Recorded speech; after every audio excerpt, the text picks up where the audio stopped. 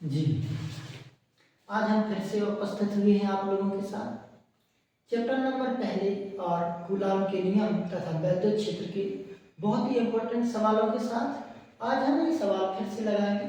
हमारे पास एक समबाहु त्रिभुज है जिसके कोनों पर इस पर +2 की, इस पर -q और इस पर -q आवेश दिया गया है। हमको किसी भी सिरे पर क्या निकालना है बेटा? वैद्युत द्विध्रुव आघूर्ण को ज्ञात करना। क्या ज्ञात करना? वैद्युत द्विध्रुव आघूर्ण को ज्ञात करना। और वैद्युत द्विध्रुव आघूर्ण को ज्ञात करने के लिए हम देखते हैं यहाँ पर +2 आवेश है। हम देखेंगे एक इसके साथ वैद्युत द्विध्रुव बनाएगा, एक इसके साथ भी वैद्युत द्विध्रुव बनाएगा। तो जब ये वैद्युत द्विध्रुव बनाएगा तो एक इसके कारण, आप जानते हैं कि वैद्युत द्विध्रुव की जो डायरेक्शन होती है वो माइनस से प्लस की ओर हुआ करती है। कैसी होती है बेटा? माइनस से प्लस क्यू की ओर उसकी डायरेक्शन हुआ करती है। तो बताइएगा इसकी माइनस से प्लस की ओर इस साइड हो जाएगा P1, ये माइनस ये प्लस, तो इससे बेटा इस साइड हो जाएगी माइनस से प्लस की ओर, तो इस साइड हो जाएगा P2 हो जाएगा। कितना हो जाएगा? P2 हो जाएगा। और आप जानते हैं कि इससे P1 और इससे P2, और उसने आपसे बोला है कि वैद्युत द्विध्रुव आघूर्ण को ज्ञात कीजिए। P1 P2 हम लोग निकाल लेंगे और इसके बाद देखेंगे हमको परिणामी P चाहिए। इस बिंदु पर क्या चाहिए? परिणामी वैद्युत द्विध्रुव चाहिए। हम जानते हैं समबाहु त्रिभुज है। जब ये समबाहु त्रिभुज है तो समबाहु त्रिभुज का प्रत्येक एंगल 60 अंश का होता है। कितना होता है? 60 अंश का होता है। तो ये 60 एंगल होगा, तो ये भी कितना 60 अंश होगा।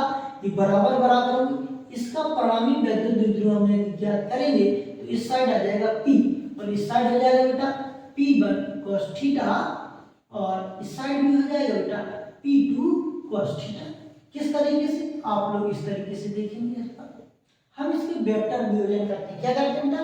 वेक्टर वियोजन। और आप जानते हैं कि इसके और इसके बीच जो वेक्टर होगा तो जिसके साथ थीटा होता है उसके साथ कौन जाता है? cos। इस साइड ये भी थीटा, तो इस साइड ये हो जाएगा तो इसके साथ कौन आएगा? cos। इस साइड आ जाएगा P1 sin थीटा, इस साइड आ जाएगा P2 sin थीटा। जैसे आ गया तो आप जानते हैं P1 sin थीटा और P2 sin थीटा ये बराबर बराबर होंगे और डायरेक्शन में कैसे हैं? अपोजिट है, विपरीत है। इसीलिए ये एक दूसरे के प्रभाव को क्या कर देंगे? समाप्त कर देंगे। तो लिखेंगे अतः, इस पर लिख देंगे, इसको मान लेते हैं A कैपिटल, इसको B और इसको C। तो लिखेंगे अतः बिंदु B पर परिणामी वैद्युत द्विध्रुव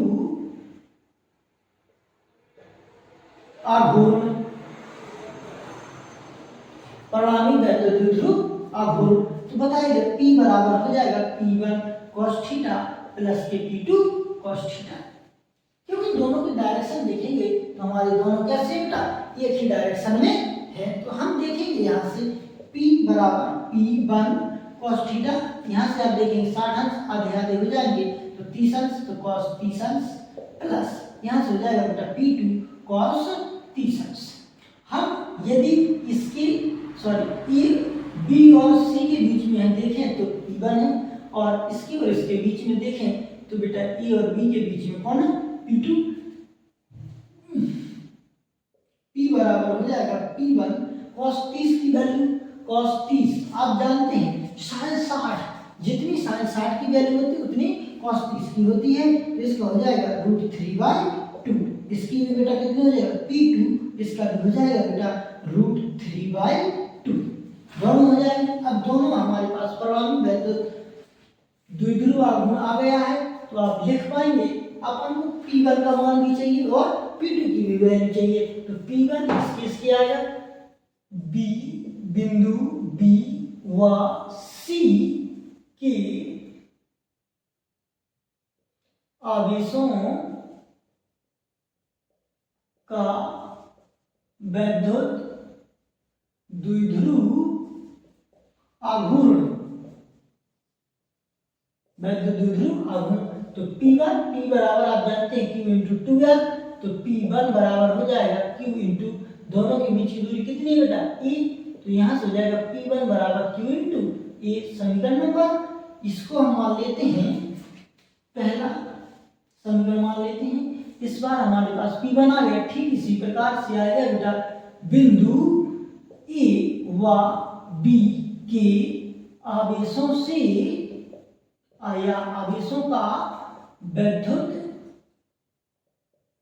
द्विध्रुव आघूर्ण, वैद्युत द्विध्रुव आघूर्ण, वैद्युत द्विध्रुव आघूर्ण इसके लिए है बेटा कितना P2, जिससे A और B के बीच कौन काम कर रहा था P2, क्या काम कर रहा है P2, तो यहाँ से हो जाएगा P बराबर Q इंटू 2L, बताइएगा P2 बराबर हो जाएगा Q इंटू 2L, दोनों के बीच की दूरी कितनी बेटा A, तो यहाँ से हो जाएगा A, तो P2 बराबर हो जाएगा QA, इसके दोनों के P1 P2 के मान कहाँ रख दीजिए समीकरण एक में P1 व P2 के मान समीकरण एक में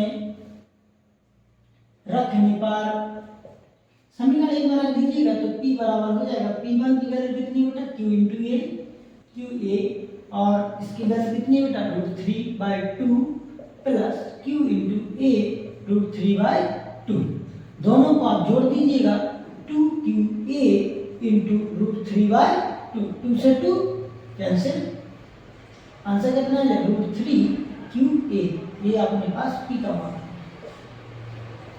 तो इस सवाल के लिए इतना ही, और फिर मिलेंगे अगले सवाल के साथ। धन्यवाद।